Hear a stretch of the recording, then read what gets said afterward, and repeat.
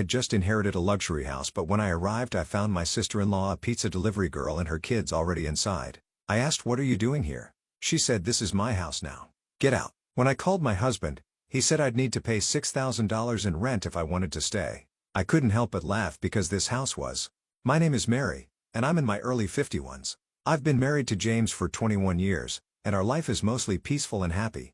Even though we don't have children, we're content. James is 3 years older than me, and he works at a regular company. He hasn't really changed much over the years, but because I only work part-time, we have a little extra money to spend on nice things. Our marriage has been steady, without any big problems.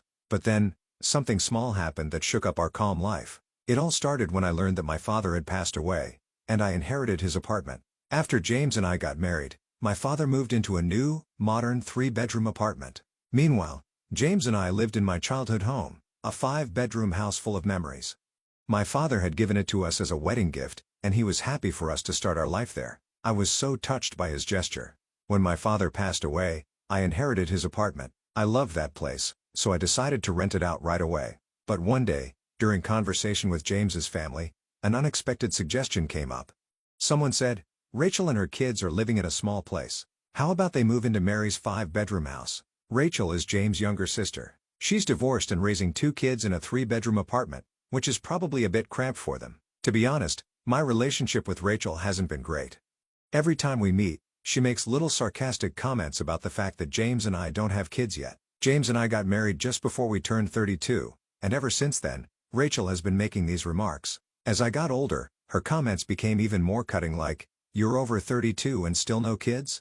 Or, "Don't people see you as less of a woman without children?" What hurt me the most was something she said after my father passed away. She looked at me and said, "It's a shame your father never got to see a grandchild." That really shocked me and left me feeling numb. Rachel is actually 5 years older than me, so instead of a younger sister-in-law, she feels more like an older one. We've always tried to be kind to her and treat her like family, but those remarks really stung. I naturally built a wall in my heart against Rachel. I'm an only child, and my father was my only family. Losing him was hard enough, but Rachel's words made it even worse. Some time had passed since my father's death, and I hadn't seen Rachel for a while. Then, out of nowhere, my mother-in-law brought up something unexpected. She said, "Rachel is willing to pay $1,000 a month in rent." When I saw the smug look on her face, I was too shocked to say anything. The apartment we lived in was old, but we took good care of it, and it was still in good shape. There was a big mall nearby, and transportation was easy with buses and trains. If we rented out the apartment, I thought it would go for at least $2,500 a month. But $1,000? That was unbelievable. Didn't they know the going rate for this area? Renting out such a spacious 5-bedroom apartment for only $1,000 a month was ridiculous. Maybe they thought I had agreed because I didn't say anything right away. My mother-in-law seemed really excited about the idea and said, "You already have another apartment, right? You can live there instead. Even if you don't renew the lease, Rachel and her kids can move in, so it's all fine." "How long is the contract?" James seemed excited too and added, "That's a great idea. The place your father lived is new and perfect for just the 2 of us." At this point, the conversation was moving forward without even considering our thoughts, and I started to panic. I couldn't help but blurt out, "Isn't there an option for all of us to live together in this apartment?" James's parents had a big house, and they were the only ones living there. They even had rooms for both James and Rachel, so I thought it would be fine if they all moved in. After all, they said they wanted a bigger place. Normally, before making decisions like this, you talk with the family. But moving in with James's parents would mean Rachel's kids would have to change schools, and they seemed worried about the cost and hassle of getting new school uniforms and gym clothes. I didn't want to directly say, I didn't want to rent the apartment to Rachel in front of my mother-in-law, but I said, "This is my hometown. I can't just leave so easily." I left their house, but my mother-in-law said, "You don't have to decide right away," which made me feel like she wasn't giving up. When I got home, I asked James, "This apartment is special to us. Why are you so quick to decide to leave?" He seemed surprised and said, "Well, it's not a single-family home." I was shocked by his answer. Maybe because he grew up in a house, an apartment didn't feel like a real home to him. But I wished he could at least understand my feelings and apologize. Instead, I felt upset. I raised my voice and said, "This is my home. My apartment. Why are you making decisions without asking me?" James looked upset and replied, "We've been married for 21 years. Why are you saying my apartment? It's our apartment." I could hear the frustration in his voice. I wished he could understand how much this apartment meant to me as my special home. If he had hesitated about renting it to his sister, I might not have felt so hurt by his words. But in that moment, I felt deeply hurt. We tried to calmly talk about it many times after that, but it was difficult. James didn't seem to understand my feelings at all. He started calling me things like money-minded, stubborn, and selfish. As time went on, the distance between us stayed the same. During this period, I kept getting messages from my mother-in-law asking if we had made any progress on moving. The pressure from both my mother-in-law and James, who didn't seem to understand my perspective, wore me down. I felt like I was nearing my breaking point. Then one day, I was shocked to receive an email from Rachel. She wrote, "Why are you, too, without kids, holding on to such a big space? You don't need it. Just move out." I hadn't heard from Rachel since we started talking about the apartment, and now here she was telling me to leave. I never imagined she would send such a blunt message. Reading her email, I reflected on everything I had been through and felt a wave of self-doubt. The idea of divorce crossed my mind several times.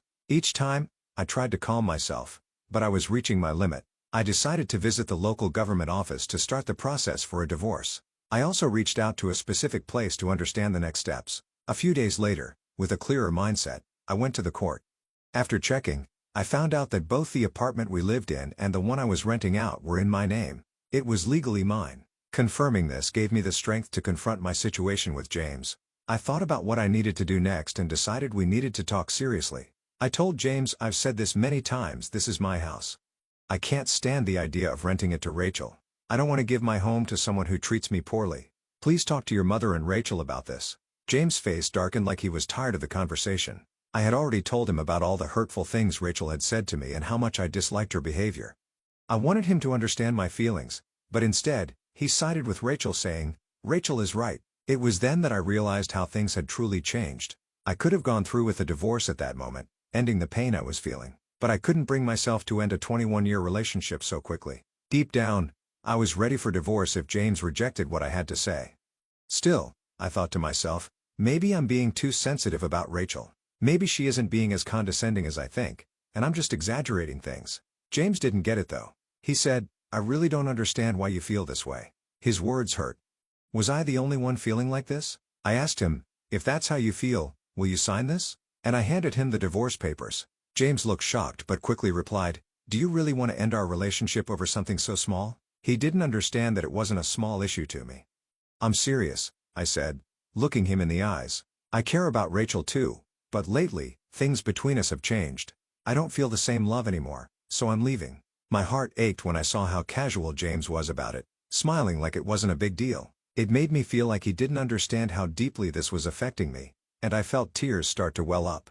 I just wanted him to leave sooner rather than later. James then said in a softer tone, "Maybe Rachel and my mother don't really want to get along with you. Have you ever thought that because you always focus on yourself, our relationship has suffered?" His words stung again. We had always misunderstood each other, even while trying to make things work.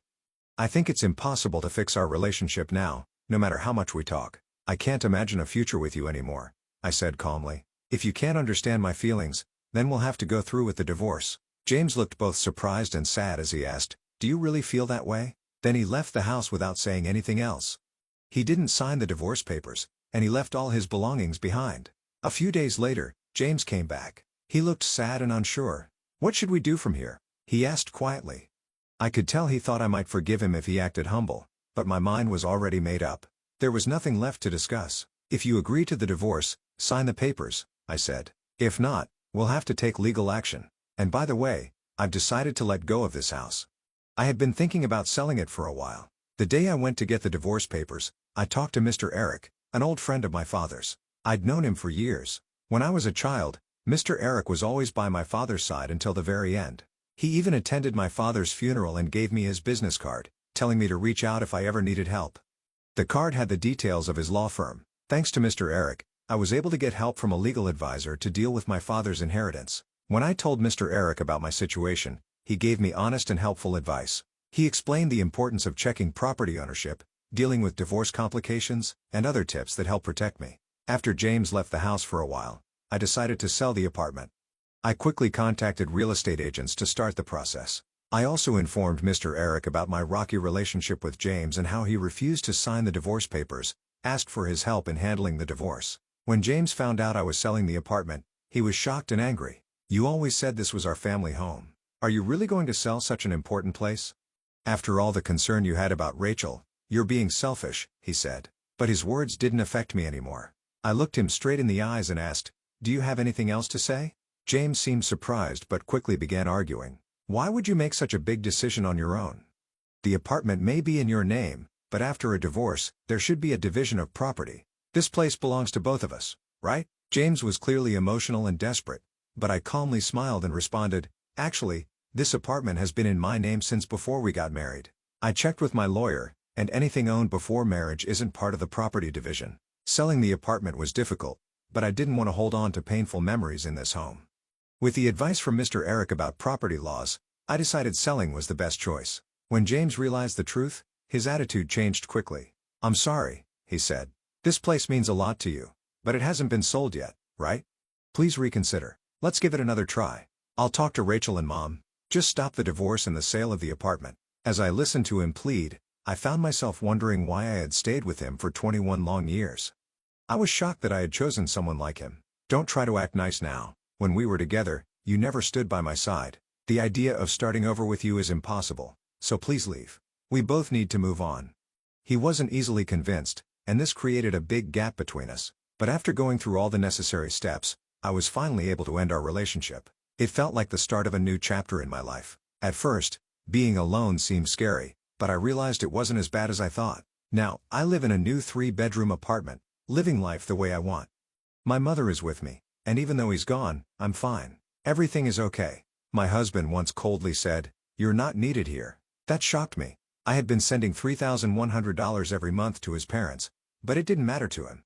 Then, to make things worse, my mother-in-law added, "A wife who can't do proper housework isn't needed," with a cold smile, almost as if she was happy to see me go. Realizing there was no point in trying to please these people anymore, I decided to leave. With a calm smile, I replied, "If that's what you think, then I'll go." My husband looked shocked.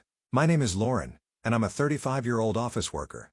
I met my husband Michael through a blind date set up by a friend. He was friendly and outgoing, and we hit it off quickly. We got married, and now we've been together for 3 years. We don't have any children yet. Before we got married, Michael lived with his mother.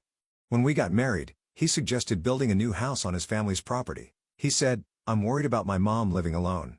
I want to be with her, but I also want us to have our own life together. I think this is the best idea." I asked, "But won't we have to get a mortgage for the house?"